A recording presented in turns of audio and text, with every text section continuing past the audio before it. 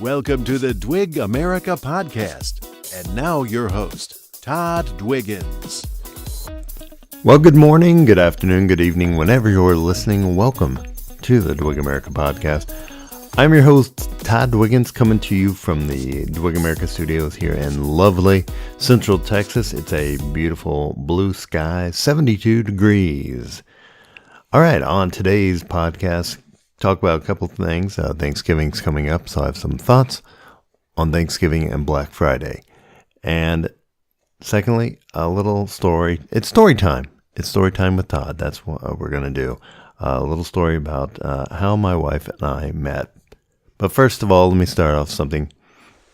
So, Black Friday's coming up, and as many people know, the retailers have begun to move sales into Thanksgiving Day itself. Now, as someone who formerly worked in retail, I find that kind of mean, personally. And my personal feelings are that I will not go to a, as they call it, brick and mortar store on Black Friday and make people work. And when I say Black Friday, I mean Thanksgiving Day itself. I'm not going to do it. Come on, we can wait till Friday. You can wait till Friday. The sales can wait till Friday. I find it almost offensive that people go shopping on Thanksgiving. You can give these people, these employees, a day off, don't you think? Can't you wait? Can retailers wait? I mean, what's the deal? Why can't you just wait one more day? It was always kind of an event when it started at like 3, 4, 5 a.m. in the morning on Friday. People would line up. There was kind of some excitement built. They've killed that. So anyway, that's my brief, short, I guess you'd say, rant on that. But I would love to hear someone that could give me a good reason why it's okay or why no one should complain about people shopping on Thanksgiving Day. So dwigamerica@gmail.com is the email if you want to contact me and tell me I'm completely off my gourd. Or if you want to say, right on. I would love to have a nationwide boycott of shopping on Thanksgiving, but whatever. I think that would get ignored. All right, moving on. Story time. So we went to eat at some friends of ours' house the other night, and we were discussing how each of us met our spouses. And I love those stories. They're some of my favorite kind of stories to hear, is how people meet their husband or wife, whatever. So I thought, you know what? Story time with Todd. Let me tell you a little bit about how I met my wife. So I am a nerd. I am a kind of a shy guy when I don't know someone. Unless I have some reason to talk to someone, I don't go up to strangers and start talking. So that makes it very difficult if you want to meet someone to date. And so I was a shy, backward nerd. And I kind of knew, you know what, if I ever meet someone, it's going to be because of one of my friends. I'll meet my wife through one of my friends. That's the only way. So here we go.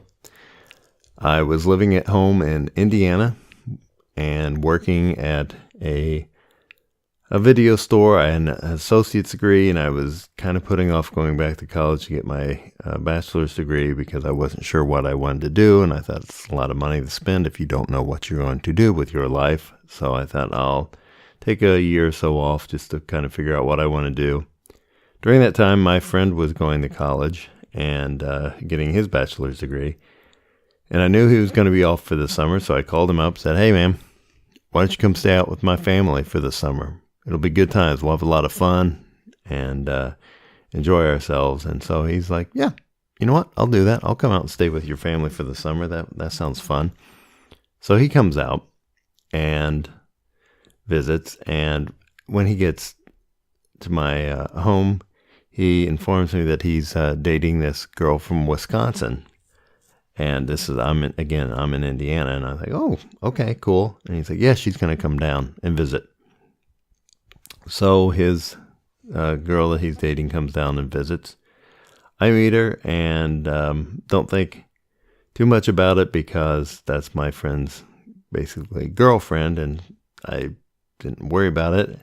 And so I was myself, my goofy self around her. I didn't worry about impressing her or anything because she's not my girlfriend. I don't have to impress her. But she really hit it off. This girl hit it off with my mom, and they were just talk. And I thought she was really cool. But again, I wasn't really worried about it. Well, sometime during that stay that she was there, my mother pulls me aside and says, hey, Todd, if things don't work out with her and Jason, would you go out with her? And I thought, man, Mom, that's tacky. No, I'm not going to do that. There's the bro code. You don't break the bro code. You don't ask your best friend's girlfriend out. And she's like, no, I mean, if it doesn't work out, I'm like, Mom, no, not going to happen. What I didn't know is my mom had pulled her aside at a separate time during her visit and kind of said, hey, if things don't work out with you two, would you consider dating my son, Todd? And she was like, no, I'm dating his friend. It's kind of a weird thing to say. And anyway, so she goes back to Wisconsin. I don't really think too much about it. She comes back again to visit, and her and my friend, they break up.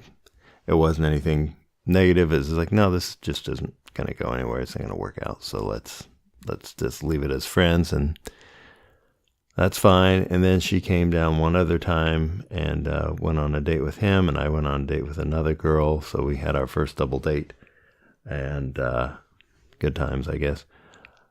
So I decide a year later, the next year, that it's time for me to quit working at this video store and get my life going. I'm going to go back to school. So I call my friend up and say, hey, ma'am, I'm thinking about coming out of school where you're at. He was at Utah State. I'm thinking about coming out to Utah State. Hey, you want to be roommates again? He's like, yeah, let's do it. So, bam, there you go. I'm at Utah State. And while I'm there, and Utah State's a pretty big school. I'm not sure how many, 20,000, 30,000, whatever it is there. It's a good sized school. It's a major university. I start walking around campus, and I keep running into this girl, my friend's old girlfriend. And I'm like, oh, hey, how's it going? But we keep running into each other like 2, 3, 4 times a week, almost every day. I'm running into her, and I thought, okay, didn't think a whole lot about it. And then one day I was at the what's called Old Main at Utah State, and I was walking up some stairs that I normally don't take to the 4th floor. And as I look at the top of the stairs, I see this girl I can only see really kind of her from maybe the back side, the profile, like she's not really facing me, but I can't really see the front of her face, so I see kind of the back profile of her face.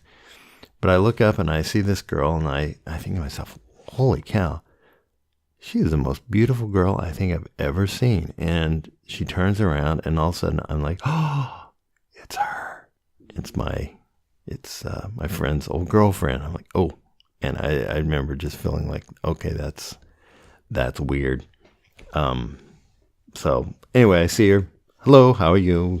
Such and such. And I don't know how long it was after that, but my friend invited her over to watch a movie with us. So she comes over and watches this movie, and it's a movie I'd seen who knows how many times, countless times. Christmas Vacation, National Lampoon's Christmas Vacation. Classic movie. Seen it, but I'd seen it over and over and over. And so we're watching it, and my friend Jason's sitting on the floor. I'm on the couch. She's sitting on a chair nearby, and I noticed that my buddy is falling asleep. And when he falls asleep, he is out. You can hit him in the face with a crowbar. He won't wake up. Not that I've tried. But anyway, he was out. And I just thought, man, there's this girl, really pretty. You really get along with her. It's stupid if you don't talk to her.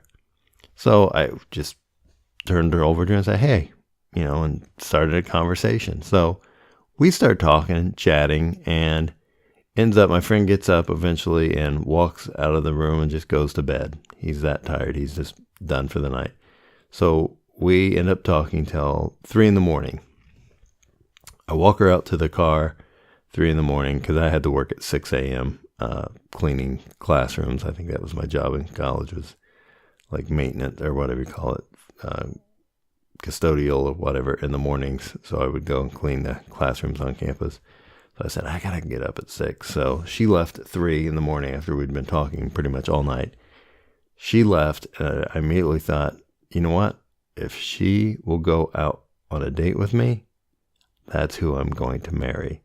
So the next day after I got done with work, I called my mom, and I'm like, do you remember that girl that came down and visited us in Indiana? Yep, I remember her. I said, that is who I'm going to marry if she'll go on a date with me. So it took some time to organize it. It ended up, we went out on our first date during Christmas break when she was back in Wisconsin. I was in Indiana. She came down actually to Indiana to visit. There's a whole long story behind that. And then I went back to school and told my buddy, like, hey, dude, I hate to tell you, but I'm dating your old girlfriend. And he wasn't thrilled with it, but we came to kind of an understanding. Basically, my thoughts were and are like, dude, I'm gonna spend a lifetime with whoever I marry, and you're gonna go on your merry way when you find somebody. So, you know, when it comes down to it, I'm not gonna pass up on someone that's amazing just because I don't want to stamp on or hurt, whatever you want to call it, stamp on feelings, hurt feelings, whatever. So, we talked it out, got over it. It was fine, and still one of my best friend, and good guy. So that is probably the shortest version I think I can give of how I met my wife. Do you have a unique story about how you met your spouse?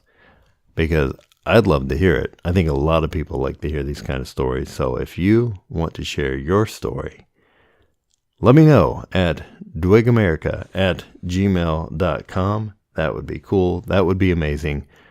Love to hear it. A quick update on the play. Still in rehearsals. I've got my lines memorized. I have to dance. I think I've said that before. A little awkward having to dance. And doing some other things, but got costumed up and everything. Fun process, and really enjoying that. So for this week, that's it. Thanks for listening, and until next time, so long, everybody.